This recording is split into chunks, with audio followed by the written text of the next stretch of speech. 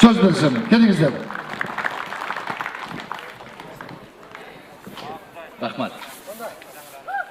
Rahmat. Assalamu alaikum warahmatullahi.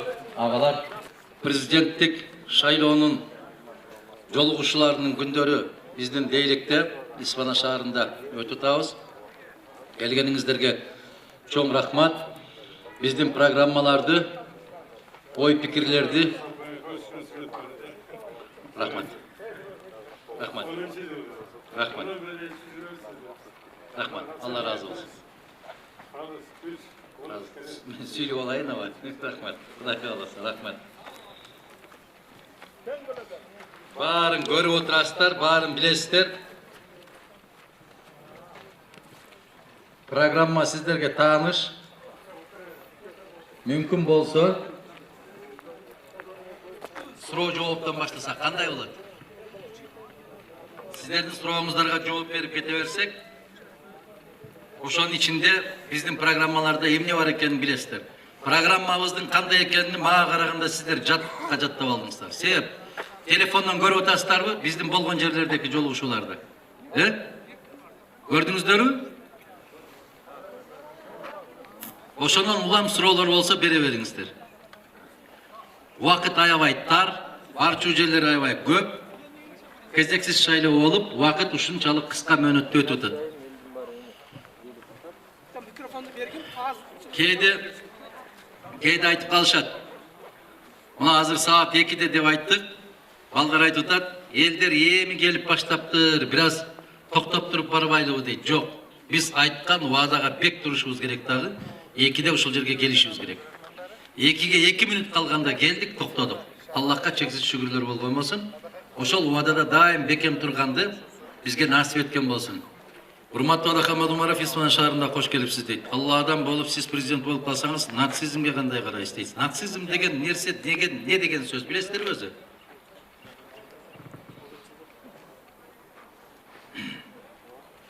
Куда хоhlasa siz президент боласыз. Биз ишонамыз жана Аллахтан суранабыз деп. Мына 50% кыргызча, 50% өзбекче жазыпсыз. Өзбек киши болсоңуз керек, эжекен болосузбу? Кудай кааласа деген сөзүңүздөн байкалып турат. Караңыздар. Нацизм дегенге кандай карайсыз дейт. Нацизм деген бул кандай десем, адамга өтө жаман бир мүнөздөмө. Бул өзүнүн улутунан башка улутту сүйбөгөндүктү айтат. Бул Гитлердин мезгилиндеги жүргүзгөн саясат болгон. Немистер ушундай саясат жүргүзгөн, националисттик деген саясатты жүргүзгөн. Бизде мусулмандарда кандай саясат жүрөт?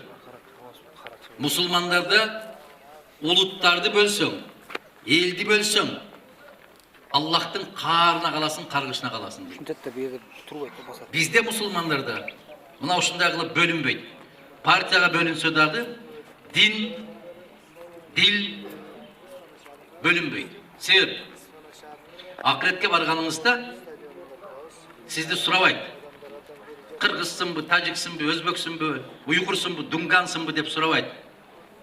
Сен мусулмансыңбы, мусулман эмессиңби деп сурайт. Бул бир. Кимдин үммөтүсүң деп сурайт. Болду. Башка паспортуңуздун ал жерде кереги жок. Биз пайгамбарыбыз саллаллаху алейхи ва салламдын үммөтүбүз дейбиз. Китебиң эмне дейт? Куран дейбиз. Раббиң ким дейт? Аллах дейбиз. Болду. А моундай болуп жарык дүйнөдө жалган жашоодо улутка ажыратып, баягындай динге ажыратып, ушундай кылгандардын баары Кудай сактасын, Аллахтын каарына калган бир каргышка калган адамдар болот андайлар.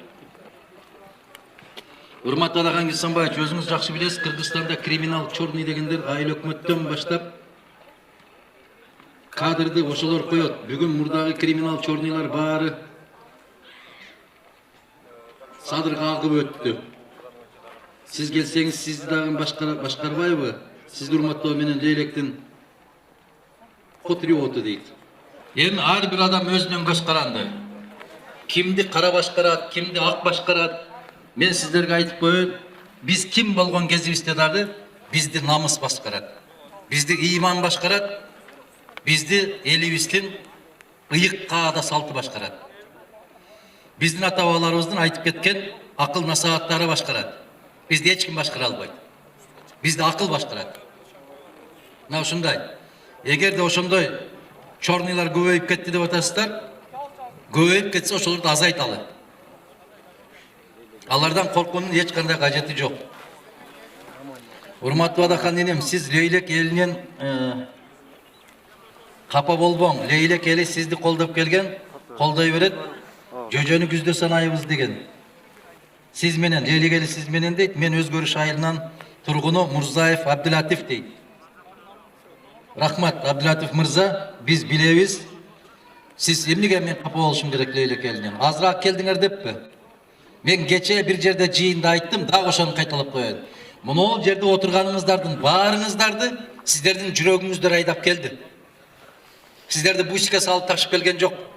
Силерди коркутуп алып келген жок. Суукка карабай ушул жерге келдиңиздер. Бул жерде олтурган ар бириңиздер ошол бусик менен ташып уюштурган шайлоочулардын миңинен көбүрөөксүздөр сиздер. Сиздер ошолордон күчтүүрөөксүздөр. Себеби аларды жетелеп келди, сиздерди жүрөгүңүздөр, каалооңуздар бул жака айдап келди. Экөөнүн айырмасы өтө чоң. Тескерисинче эгерде мага бусиктер менен ушундай топ-топ келип, толтуруп, аркамдан кыздарды коюп, ленталарды ойнотуп койсо, мен уялмакмын ошондо. Ошондон капа болмокмун. Бизге андайдын кереги жок. Андайларды көргөнбүз. Акыр аягы эмне менен бүтүп атканын да көрүп келатабыз. Кудай сактасын. Адахан мырза, эгемендүү болгондон бери Кыргызстанга миңдеген кызматтык машиналар келген. Eskilерин ар бир айылдагы фаптарга берсин. Айбеке айылы Исаков Эркинбек дейт. Eskilерин эмес, Аллах насип кылса, жаңыларын эле алабыз. Eskilерин эсиңиздерде барбы? 2007-жыл болсо керек эле.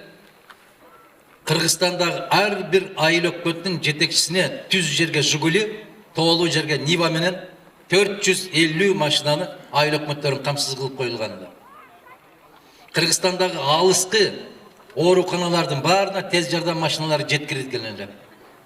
Кыргызстанда Бишкек, Ош сыяктуу шаарлардагы өрт өчүргүч машиналар да жаңыланып калды эле.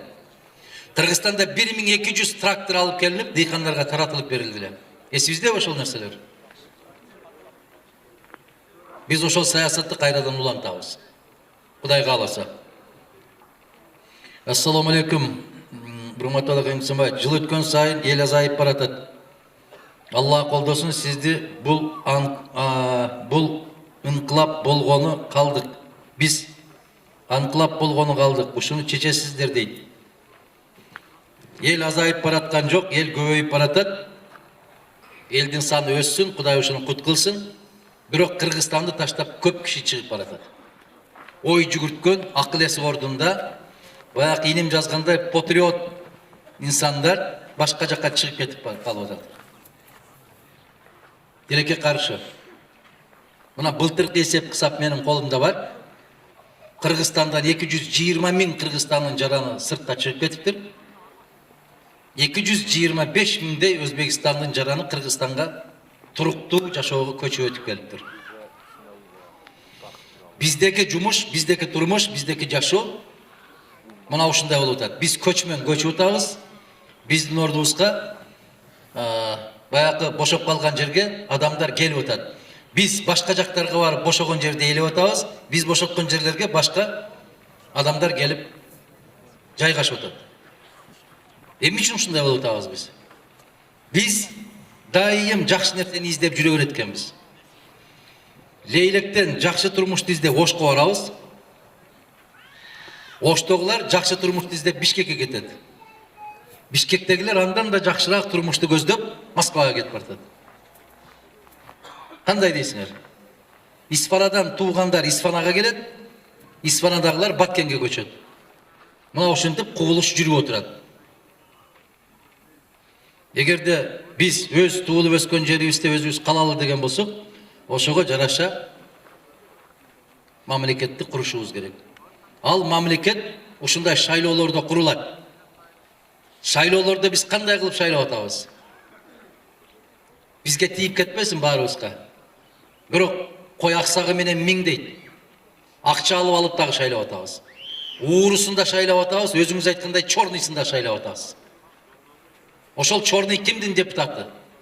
Каяктан чыкты? Ким добуш берди? Биз добуш бердик. Кече парламенттик шайлоодо сиздер менен жолукканда айттык эле го. Баары биримдик мекеним Кыргызстан деп сиздерди коркутуп атат, бизди коркутуп атат деп айттыңар эле го, туурабы? Кана ошо сиздерди коркутуп аткандар бүгүн каякта? Жокко, жыты да жок. Ошо жыты калбай турган азаматтардан коркок кимбиз? Биз. Азыр издеп да таппайсыңар ошолорду. Кана ошолор? Бүт баары азыр башка жигитке көчүп өтүшүп кеткен, э? Алар коркок. Сиздер туруктуусуздар. Аларга ким жетекчи болуп келсе ошол жакка шыйпаңдап кете берет. Мына жолдон келатканда көрүп атасыздар го, бир авам ат минип алыптыр, ит аркасынан ээрчип келатат. Ага каршы карай бул жакка кетип бараткан атты ошол ит эч качан ээрчип кетпейт. Ошол ээси менен кетип баратат. А кече биримдик деп, мекеним Кыргызстан деп кыйкырып жүргөндөргө баары бир алдында ат болсо болду, тилин салаңдатып чуркаган бойдон кете берет. Ошол итчелик абири жок аларда.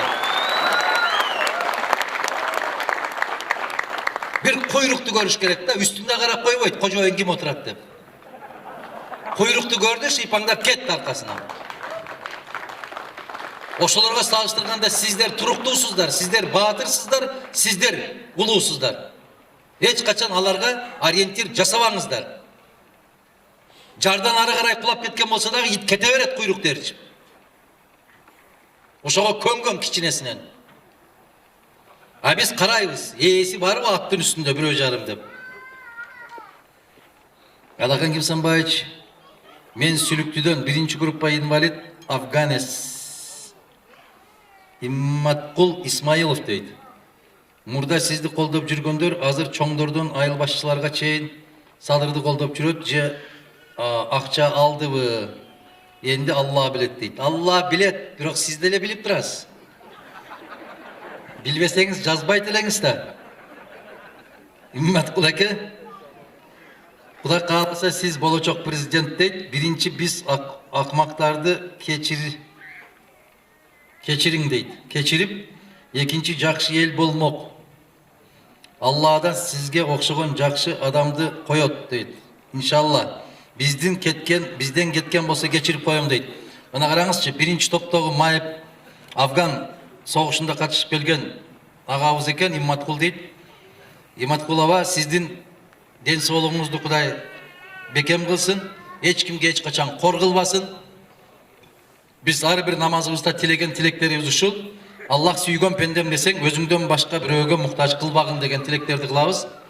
Биринчи топ майып болсоңуз дагы сиздин жүрөгүңүз бүтүн экен, сиздин жүрөгүңүз таза экен. Мына 6 саны амандар, баягы мен айткандай, атты ээрчип кетип бараткан күчүктөй болуп жүгүрүп жүргөндөн көрө, сиз өзүңүздүн эркиңиз менен жашап аткан экенсиз. Сиз күлүксүз, сиз бекемсиз, сиз күчтүүсүз, сиз байсыз. Мына орустардын генералиссимус Суворов айткандай, алсыз күчтүүгө караганда алсыз болсо дагы духу күчтүү болгон болсо, ал күчтүү болгон дөбөпөрөстөн пайдалуураак деген сөзү бар. Мына ошондой болуп атасыз сиз. Кош келипсиз. Сизди биз абдан күттүк. Мен жалгыз сизге ишенем. Бул мен жөлөк акча боюнча сурайын деген. Баарына бирдей жөлөк берилсе жакшы болмок дейт. Баарына бирдей жөлөк пул бериле албайт. Эгерде жөлөк пулга муктаж болгондор мыйзамда каралган, мына ошолорго берилүүсү шарт. Мен ошол комитеттин төрагасы болуп турган кезинде эч качан мыйзамыбызда жазылган. Бийлик бул өлкөнүн жетекчиси, өлкөнүн кожоюну пайда болгондо чечилет. Бизге ишеним пайда болгондо чечилет. kaçındık, memnuniyet kaçındık. Hazır aydın olsa